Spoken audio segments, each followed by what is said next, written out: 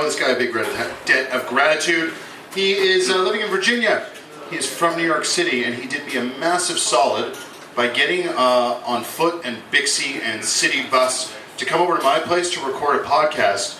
At that point, I completely dropped the ball and disappointed the fuck out of this guy because I really have no clue how to use GarageBand. If anyone knows how to get recordings going with 2 separate mics on 2 separate tracks, come have a chat with me, everyone. Guys, you are going to love this guy. He's a really great guy. I met him today. Give it up for Geoff Walliner, everyone.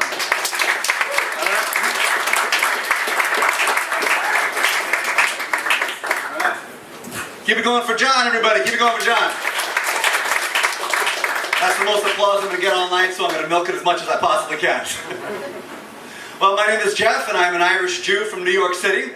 Half Jewish, half Irish. I feel guilty about everything, but I'm too drunk to give a shit. Nah, I'm actually not an Irish Jew. I just love that joke.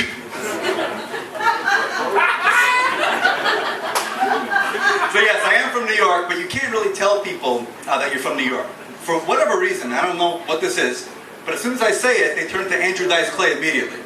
I'm just having a normal conversation with them. Hey, how you doing? Good, how are you? Where are you from? Oh, I'm from New York. Hey, from New York, okay, hey, how you doing, paisano? Hey, come over here, bada bing!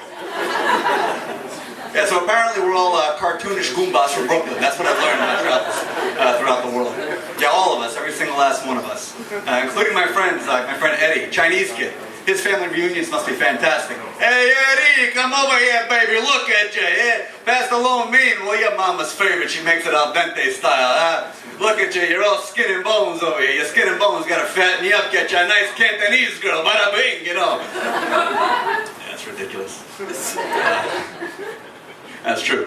A few of us are like that, though. A few of us from that beautiful country that is Italy are very stereotypical. And I promised I wouldn't do some of this hack stuff, but I'm going to do it anyway, so fuck it.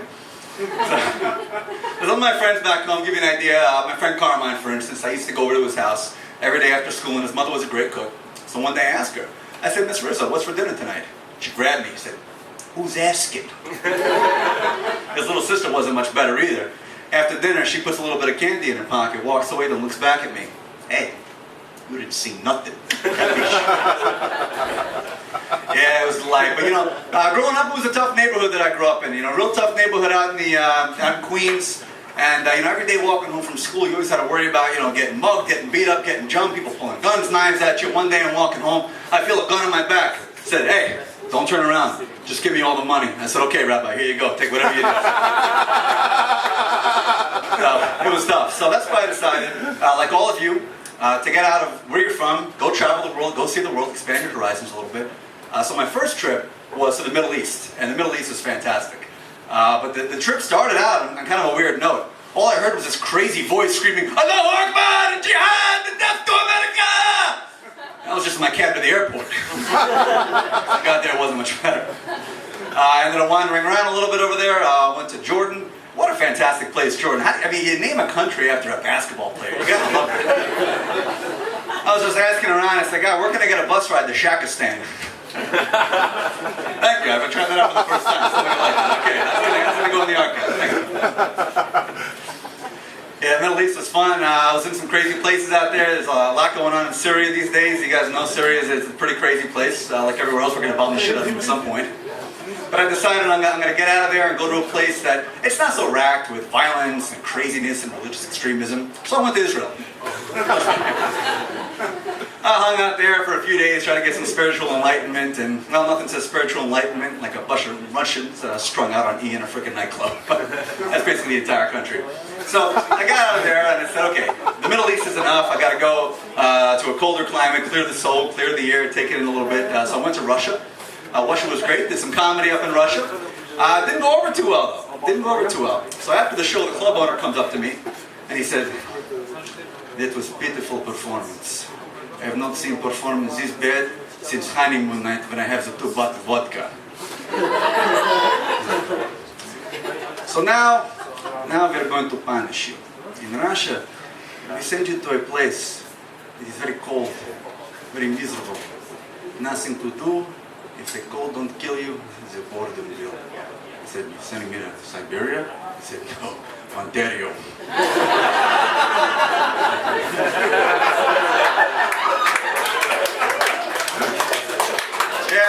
a treat. I decided to get out of Russia, go to a little more docile place on the continent. So I went to Scotland for a little bit.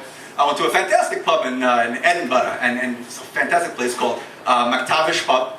So I'm sitting next to a guy who's really depressed, and I'm trying to cheer him up. I said, "Pal, what's wrong?" He said, "I'm living in sin. I'm a religious man, but I'm living in sin." I said, "What's the matter?" He said, "You remember that part in Leviticus where it said, 'A man shall not lay with beast'?" I said, "Yeah." He said, "You ever seen my fucking wife?" That was a treat. So speaking of drunks, went to Ireland after that. And had a good time over in Ireland. Now the truth of it is, there's a lot of stereotypes about Ireland, a lot of stereotypes about the Irish. A lot of people think they're just a bunch of ridiculous drunks, and like even like the 8-year-old kids are like stupid drunks and like stumbling around and going to the bars and saying, "Hey Patrick, stitch me up with another sláinte," which of course is ridiculous. The 8-year-olds in Ireland hold their liquor very, very well. So yeah, that was fun. I went to Dublin, had some fun in Dublin. I also went to Belfast for a little bit. Belfast is a beautiful city. Well, I'm sure you've been up there. It's a great place. And I had a friend show me around town. So we go up to one of the sites, and we just stop right there. And he said, "We're not going to go any farther because this is sacred ground." So why's that? "When I was a wee gossamer, I remember coming here, and there were Catholics on this side, and Protestants on this side.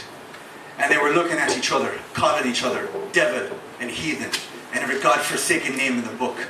And then they grabbed bottles and bricks and bats, and started bludgeoning each other. And the streets ran red with Irish blood, and I swore from that day forward, I'd never go to another soccer game again."